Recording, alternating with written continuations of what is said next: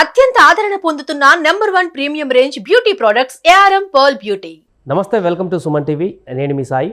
విశాఖ స్థానిక సంస్థల ఎమ్మెల్సీ ఎన్నికకు సంబంధించి తాజాగా వెలువడుతున్నటువంటి అప్డేట్ అందరినీ విస్మయానికి గురి చేస్తుంది. కూటమి నుంచి అభ్యర్థిని బరిలోకి దించకుండా ఉండేందుకు చంద్రబాబు నిర్ణయం తీసుకున్నట్టు కనపడుతుంది. దీంతో వైసీపీ నుంచి అభ్యర్థిగా ఉన్నటువంటి బొత్స సత్యనారాయణ ఏకగ్రీవ ఎన్నిక కాబోతున్నారా? దీనికి సంబంధించి మనం మాట్లాడదాం. మనతో పాటు Suman TV news chief editor Keshav గారు.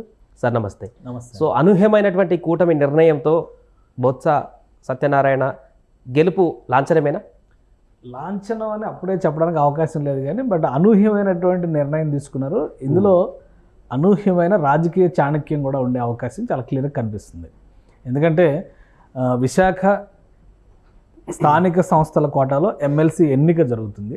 ఇందులో ఓటర్లు ఎవరెవరు అంటే మున్సిపల్ కార్పొరేషన్లు, మున్సిపాలిటీలు, అలానే జెడ్పీటీసీలు, ఎంపీటీసీలు, వీళ్ళందరూ కూడా అందులో ఓటర్లుగా వస్తారు. ఓవరాల్గా చూసినప్పుడు 841 మంది ఈ ఓటర్లు రిజిస్టర్డ్ ఓటర్స్ ఉన్నట్టుగా లెక్క తేలుతుంది. 11 స్థానాలు ఏవో ఖాళీ ఉన్నాయని చెప్పి అనేది అధికారులు చెప్పినటువంటి అంచనా.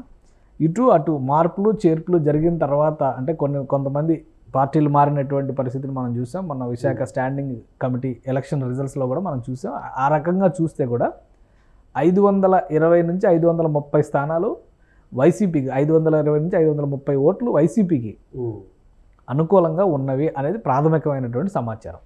సో మొత్తంగా గెలవాలంటే అక్కడ గెలుచుకోవాల్సినటువంటి స్థానాలు కనీసం 420 దాటాల్సిన పరిస్థితి ఉంది. అంటే కూటమికి ఆ విధంగా చూసినా కానీ ఒక 100-120 తగ్గేటువంటి ఓట్లు తగ్గేటువంటి పరిస్థితి ఉంది. సో అందుకని చంద్రబాబు నాయుడు గారు కూటమి పక్షాన అభ్యర్థిని నిలపకూడదు అనేటువంటి ఒక నిర్ణయాన్ని తీసుకున్నట్టుగా, ఆ నిర్ణయానికి సంబంధించి పార్టీ అంతరంగికమైనటువంటి సమాలోచనలు జరిగేటువంటి సందర్భంలో టెలికాన్ఫరెన్స్లో ఆయన నాయకులకి చెప్పినట్టుగా, కానీ నాయకులు మాత్రం తీవ్రమైనటువంటి అభ్యంతరం తెలిపినట్టుగా కూడా ఒక సమాచారం వస్తుంది. అయితే విలువలతో కూడిన రాజకీయం చేయడం అవసరం. ఇప్పుడు అక్కడ క్లియర్గా మెజారిటీలు కనబడడం లేదు కాబట్టి పార్టీలు మార్చడం కోసం లేదా గెలవడం కోసం ఎవరిని పడితే వాళ్ళని పార్టీలోకి ఆహ్వానించడం కూడా సబబు కాదు. కాబట్టి కూటమి పక్షాన అభ్యర్థి ఉండకపోవడం మేలు అనేటువంటి నిర్ణయాన్ని చంద్రబాబు నాయుడు గారు నాయకులందరికీ కూడా చెప్పినట్టుగా తెలుస్తుంది. సో ఆ క్రమంలో చూసినప్పుడు పోటీ పెట్టకపోవచ్చు, కూటమి తరపున అభ్యర్థి ఉండకపోవచ్చు అనేది ప్రాథమికమైనటువంటి అంశం. కానీ విశాఖ జిల్లాకి చెందినటువంటి కూటమి నాయకులు పోటీ పెడితే ఖచ్చితంగా గెలిచి తీరతాం, ఆత్మ ప్రబోధానుసారం ఓటు వేసేటువంటి అవకాశాలు పుష్కలంగా ఉన్నాయి, చాలామంది విపక్ష నేత తీరుపైన అసంతృప్తితో అసహనంతో ఉన్నారు అని చాలా స్పష్టంగా చంద్రబాబు నాయుడు గారి దృష్టికి తీసుకెళ్ళినట్టుగా సమాచారం ఉంది. సో ఆయన ఫైనల్ కన్క్లూజన్ ఎందుకంటే ఇంకా కొన్ని గంటలు మాత్రమే మిగిలి ఉంది. ఒకవేళ నామినేషన్ వేసేటువంటి పక్షంలో ఎవరు అభ్యర్థి ఎవరు అనే క్లారిటీ ఇవ్వాలి, నామినేషన్ పత్రాలు రెడీ చేసుకోవాలి, అవన్నీ తీసుకెళ్ళి సాయంత్రం 3 గంటల లోపు ఫైలింగ్ చేసుకోవాలి. కాబట్టి ఇప్పుడున్న పరిస్థితుల్లో అయితే కూటమి అభ్యర్థి నిలపకపోవచ్చు.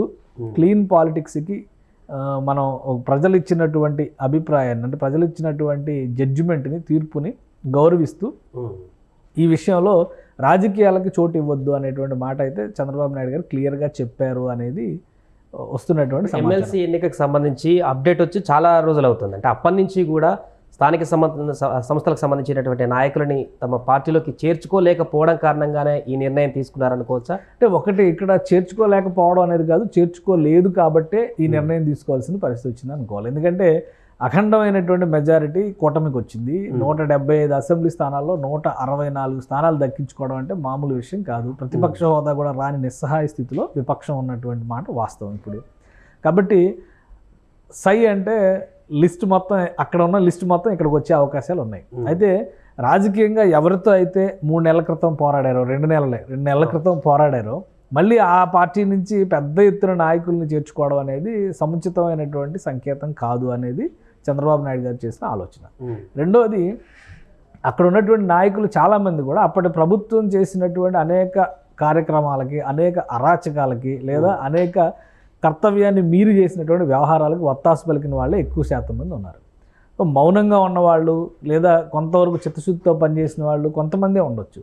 ఒక్కసారి గేట్లు ఎత్తితే ఆ ప్రవాహం మొత్తాన్ని ఆపడం కష్టమైంది.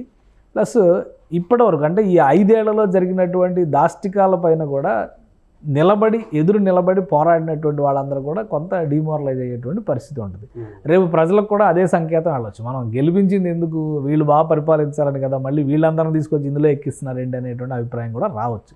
అందుకనే గత 2 నెలలుగా చాలామంది సంప్రదింపులు జరుగుతున్నప్పుడు కూడా 3 పార్టీలు ఒకే మాట మీద ఉన్నాయి. ఒకవేళ ఎవరినైనా పార్టీలో చేర్చుకోవాలన్నా కానీ కూటమి ఏకాభిప్రాయంగా వారిని చేర్చుకోవాలి అనేటువంటి ఒక నిర్ణయానికి వచ్చింది. ఆ క్రమంలోనే సంప్రదింపులు జరిపినటువంటి నాయకుల జాబితాను కూడా పక్కన పెట్టినటువంటి పరిస్థితి ఉంది. మీరు ఒక విషయం గమనిస్తే గత నెల రోజుల్లో వైఎస్ఆర్సీపీకి రాజీనామా చేస్తున్నటువంటి నాయకులు ఉన్నారు, కానీ ఇతర పార్టీలో చేరుతున్నటువంటి పరిస్థితి ఇంకా ఎక్కడా లేదు. అయితే కార్పొరేటర్లు, ఎమ్మెల్యేలకు సంబంధించి అసలు చర్చే లేదు. కార్పొరేటర్లు, కౌన్సిలర్లు ఇటువంటి వాటికి స్థానిక సంస్థల ఎన్నికలను దృష్టిలో పెట్టుకుని చాలామంది వెంటబడినటువంటి పరిస్థితి. అది కూడా మార్పులు చేర్పులు విశాఖ జీవీఎంసీ పరిధిలోనే జరిగినాయి. గతంలో ఈ పార్టీ నుంచి ఆ పార్టీకి వెళ్ళిన వాళ్ళన్నా అయి ఉండాలి, లేదా ఈ పార్టీ పట్ల సానుభూతితో వ్యవహరించిన వాళ్ళన్నా అయి ఉండాలి. అలాంటి వారికి మాత్రమే క్లారిటీ ఇచ్చారు. అందుకనే ఈ చేరికల పర్వం అనేది జోరందుకోలేదు. ప్లస్ కావలసినంత మ్యాండేట్ ప్రజల నుంచి ఉన్నప్పుడు మనం మళ్ళీ ఈ చేరికలకి గేట్లు ఎత్తడం సబబు కాదనేది చంద్రబాబు నాయుడు గారి అభిప్రాయం. సో ఆ అభిప్రాయంలో భాగంగానే ఆయన పోటీ పెట్టొద్దు అనేటువంటి నిర్ణయం తీసుకున్నట్టుగా కనిపిస్తుంది. కానీ గతంలో వీరు అపోజిషన్లో ఉన్నప్పుడు, జగన్ పదవిలో ఉన్నప్పుడు, ఎమ్మెల్యేకి సంబంధించిన ఎమ్మెల్సీ ఎన్నికలు జరిగినప్పుడు తమకు సరైనటువంటి సంఖ్యాబలం లేకున్నా కూడా అభ్యర్థిని పెట్టి ముందుకు వెళ్ళినటువంటి పరిస్థితి, గెలిచారు కూడా టీడీపీ నుంచి. సో అప్పుడు ఒక రకమైనటువంటి నిర్ణయం, ఇప్పుడు ఒక రకమైనటువంటి నిర్ణయం. ఇదే అప్పుడు 2 విషయాలు మనం గమనించాలి. ఎందుకంటే గ్రాడ్యుయేట్స్ కోటాలో జరిగినటువంటి ఎలక్షన్స్లో 3కి 3 స్థానాలు టీడీపీ అభ్యర్థులే గెలుచుకున్నారు. అంటే ఫస్ట్ స్టార్టింగ్ విజయానికి సంబంధించి అప్పుడున్న విపక్షానికి విజయ పరంపర అనేది మొదలైంది. అక్కడి నుంచే మనం చూడాల్సి ఉంటుంది. విశాఖ గ్రాడ్యుయేట్స్ కోటా గెలుచుకున్నారు. అంటే విశాఖ, శ్రీకాకుళం, విజయనగరం 3 గ్రాడ్యుయేట్స్ సంబంధించి భారీ మెజారిటీతో గెలిచారు. అలానే రాయలసీమలో ఉన్న 2 సీట్లు గెలుచుకున్నటువంటి పరిస్థితి ఉంది.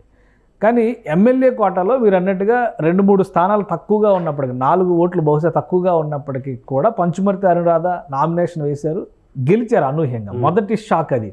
ఒకటి గ్రాడ్యుయేట్స్ నుంచి వచ్చినటువంటి షాక్, రెండోది అయింది. ఎందుకంటే ముందు రిజల్ట్ ఎమ్మెల్యేలదే రిజల్ట్ వచ్చింది. సో మొదటి షాక్ అది వైఎస్ఆర్సీపీకి. ఆ తర్వాత అనర్హత వేట్లు వేయడం మొదలైంది. ఉండవల్లి శ్రీదేవి, ఆనవ రామనారాయణ రెడ్డి వీళ్ళందరూ బయటకు వచ్చారు. సో ఇది మనం చూసాం.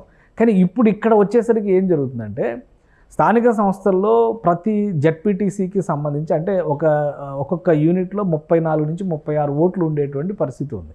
సో అందులో ఎక్కువ శాతం గత స్థానిక ఎన్నికల్లో వైఎస్ఆర్సీపీ అధికార బలాన్ని కావచ్చు, ధన బలాన్ని కావచ్చు, కండ బలాన్ని కావచ్చు ఉపయోగించి ఏకపక్షంగా స్థానిక ఎన్నికలు నిర్వహించిందనే మాట విపక్షాలు పదే చెప్పి అంతో ఇంతో కొట్లాడి పోరాడినటువంటి పరిస్థితి జనసేన పార్టీకి, కొన్ని చోట్ల బీజేపీకి, కొన్ని చోట్ల టీడీపీకి దక్కుతుంది.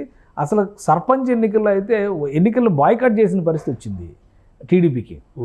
సో వీటన్నిటిని దృష్టిలో పెట్టుకొని చూసినప్పుడు ఇప్పుడు స్థానికంగా బలం ఇంకా వైసీపీకే ఉంది కాబట్టి ఒక్కసారి ఆ సిగ్నల్ ఇస్తే ఇది మొత్తం రాబోయేటువంటి రోజుల్లో ఇది ఒక నెగిటివ్ షేడ్ అయ్యేటువంటి అవకాశం ఉందనే ఆలోచన బహుశా చంద్రబాబు నాయుడు గారు చేసి ఉండొచ్చు. అందుకని క్లీన్ పాలిటిక్స్ అనేటువంటి దీన్ని ఆల్రెడీ జగన్మోహన్ రెడ్డి గారు ఏం చెప్పారు, అభ్యర్థిని ప్రకటించేటప్పుడే, బొత్స సత్యనారాయణ గారిని అభ్యర్థిగా ప్రకటించేటప్పుడు ఆయన ఏం చెప్పారు, ఒక అధర్మ యుద్ధానికి తెరతీశారనేటువంటి మాట చెప్పారు.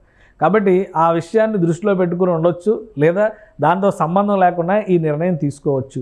సో ఏదైనా కానీ పార్టీ నాయకత్వం ఒక అంశాన్ని కన్వే చేసినప్పుడు నాయకులు కూడా వాళ్ళ అభిప్రాయాలు చెప్పారు. ఏం జరుగుద్ది అనేది మనం చూడాలి. అయితే ఇక్కడ ఒక ఆప్షన్ ఉంది. ఏంటి, బొత్స సత్యనారాయణ ఏకగ్రీవంగా గెలిచేస్తారా, ఎమ్మెల్సీ అయిపోతారా? అంత ఈజీగా శాసన మండలిలోకి బొత్స సత్యనారాయణ గారికి అవకాశం. ఎందుకంటే లాస్ట్ 20 ఇయర్స్ యావరేజ్గా చూస్తారంటే 98 నుంచి మనం ఇక్కడికి చూస్తే కనుక బొత్స సత్యనారాయణ ఫ్యామిలీ నుంచి చట్టసభల్లో రిప్రజెంటేషన్ లేని సందర్భం లేదు. ఎవరో ఒకరు వాళ్ళ కుటుంబంలో, బొత్స సత్యనారాయణ గారు ఎంపీగా అన్నా ఉన్నారు, తర్వాత ఎమ్మెల్యేగా అన్నా ఉన్నారు, వాళ్ళ ఆవిడ గారు అంటే బొత్స ఝాన్సీ గారు ఆమె జడ్పీ చైర్పర్సన్గా ఉన్నారు, తర్వాత ఎంపీగా పోటీ చేశారు, గెలిచారు విజయనగరం జిల్లా నుంచి. వాళ్ళ సోదరులు 2 ఉన్నారు, వాళ్ళు ఎమ్మెల్యేలుగా, ఎవరో ఒకరు రాజకీయపరమైనటువంటి పదవుల్లో ఉన్నారు. మొదటిసారిగా కంప్లీట్ అన్ఎంప్లాయ్మెంట్లో బొత్స సత్యనారాయణ గారి ఫ్యామిలీ ఇప్పుడు ఉంది. సో అలాంటి పరిస్థితుల్లో బొత్స సత్యనారాయణ గారిని అంత ఈజీగా చంద్రబాబు నాయుడు గారు శాసనమండలిలోకి రాణిస్తారా? ఇది ఒకసారి ఆలోచించాల్సినటువంటి అంశం. అయితే నామినేషన్స్ చివరి రోజు ఉదయం వరకు, మధ్యాహ్నం తర్వాత ఏమన్నా నామినేషన్స్ ఫైల్ అవుతాయా లేదో మనం చూడాలి. కానీ ఇప్పటి వరకు నామినేషన్స్ 2 ఫైల్ అయినాయి. ఒకటి బొత్స సత్యనారాయణ గారిది, ఇంకోటి లోకల్గా మహమ్మద్ సఫీ అనే ఆయన ఒక నామినేషన్ వేశారు. ఆయన సాధారణంగా నార్మల్గా ఆయనకున్నటువంటి ఆసక్తి మేరకు వేసినటువంటి నామినేషనా ఇది, లేదు బ్యాక్ ఎండ్ నుంచి మరెవరైనా సపోర్ట్తో ఆయన పోటీ చేస్తున్నారా, ఇది క్లారిటీ రావాలి. ఒకవేళ బొత్స సత్యనారాయణ గారి నామినేషన్ ఆయన నామినేషన్ రెండు పోటీలో ఉంటే ఏకగ్రీవం కాదు, ఎన్నిక జరగాల్సినటువంటి పరిస్థితి ఉంటుంది. అప్పుడు ఆయన మద్దతు కోరొచ్చు, కూటమి నాయకత్వం మద్దతు కోరొచ్చు, నేను పోరాడతానని. గెలుస్తారా లేదో తెలియదు. ప్లస్ కూటమి నాయకత్వం పోటీలో లేదు కాబట్టి మీ అభిప్రాయం మేరకు మీ అభిష్టం మేరకు మీరు ఓటు వేయండి అంటే ఓటుకి కన్వర్ట్ అవ్వచ్చు. ఎందుకంటే 30వ తారీఖు వరకు ఓటింగ్కి టైం ఉంది. ఈ 15 రోజులు రాజకీయం ఎటైనా కానీ మరలొచ్చు. బొత్స సత్యనారాయణ గారు ఏకగ్రీవంగా గెలుస్తారు అనుకోవడం అసాధ్యం అనేటువంటి అభిప్రాయం అయితే నాకు అనిపిస్తుంది. ఇంకా ఎవరైనా నామినేషన్స్ వేస్తే ఇంకొక నామినేషన్ ఫైల్ అయింది అనుకోండి, ముగ్గురు మధ్య పోటీ ఉండొచ్చు. రెండే నామినేషన్లు ఫైల్ అయ్యి 2 నామినేషన్లు కూడా 15వ తారీఖుకి క్లారిటీ వస్తుంది. అంటే ఉపసంహరణ ఉంటుంది, స్క్రూటినీ కంప్లీట్ అయిపోతుంది. కాబట్టి రెండు కూడా ఒక ప్రాపర్ ఫార్మేట్లో కనుక ఉంటే పోటీ ఉండడానికి అవకాశం అయితే ఉంది. పోటీ లేకుండా ఎన్నిక జరుగుద్దని మనం అప్పుడే చెప్పలేము. సాయంత్రానికి మరికొన్ని నామినేషన్స్ పడవచ్చు. ఎందుకంటే కూటమి పోటీ చేయటం లేదనేసరికి స్వతంత్ర అభ్యర్థులు ఎవరైనా పోటీ చేయొచ్చు. ఎందుకంటే ఇది ఎమ్మెల్యే కోటా నుంచి చేసిన దానిలో కూడా రాజకీయంగా అనుభవం ఉన్నటువంటి పంచమూర్తి అనురాధ ఆమె ఎక్కడ ఇది లేదు కదా, కానీ ఆమె నామినేషన్ వేశారు కదా. గ్రాడ్యుయేట్స్ కోటా అంటే ఏంటి, గ్రాడ్యుయేషన్ చేసినటువంటి రిప్రజెంటేషన్ ఉన్న వాళ్ళే చేయాలి. ఇది స్థానిక సంస్థల కోట. గతంలో స్థానిక సంస్థల్లో పనిచేసిన వాళ్ళు ఉండొచ్చు, మాజీ నాయకులు అయి ఉండొచ్చు, రాజకీయ అనుభవం ఉన్న వాళ్ళు ఉండొచ్చు. కాబట్టి ఎవరైనా వేయచ్చు. నామినేషన్ వేయడానికైతే అవకాశాలు ఉన్నాయి. కూటమి పోటీలో లేని సందర్భాన్ని వినియోగించుకొని మరెవరైనా కనుక నామినేషన్ వేసి ఉంటే స్వతంత్ర అభ్యర్థిగా కూటమి మద్దతు పొందడానికి అవకాశం ఉండొచ్చు. కూటమి ఇస్తుందా లేదా తర్వాత, బట్ పొందడానికి అవకాశం ఉండొచ్చు. సో వైఎస్ఆర్సీపీకి ఏకపక్షంగా ఈ సీటు వదిలేస్తారా లేదా అనేది మాత్రం ఒక $1 మిలియన్ క్వశ్చన్. 2-3 రోజుల్లో దీనిపైన క్లారిటీ వస్తుంది. ఒకవేళ పోటీ ఉంటే స్వతంత్ర అభ్యర్థి వర్సెస్ వైఎస్ఆర్సీపీ ఉంటుందా అనేది ఒక ఆసక్తికరమైనటువంటి ప్రశ్నగా మాత్రం ఈ వ్యవహారంలో మిగిలిందని మనం చెప్పొచ్చు. Right sir. సో అది మొత్తానికి విశాఖ స్థానిక సంస్థలకు సంబంధించిన ఎమ్మెల్సీ ఎన్నికకు సంబంధించి ఆసక్తికరమైనటువంటి పరిణామాలు చోటు చేసుకుంటున్నాయి. అనూహ్యంగా కూటమి తీసుకున్నటువంటి నిర్ణయంతో అక్కడ ఉన్నటువంటి రాజకీయ సమీకరణాలు కూడా మారిపోయాయి. సుమన్ టీవీలో మీ పర్సనల్ అండ్ బిజినెస్ ప్రమోషన్స్ కోసం కింది నెంబర్కి కాంటాక్ట్ చేయండి.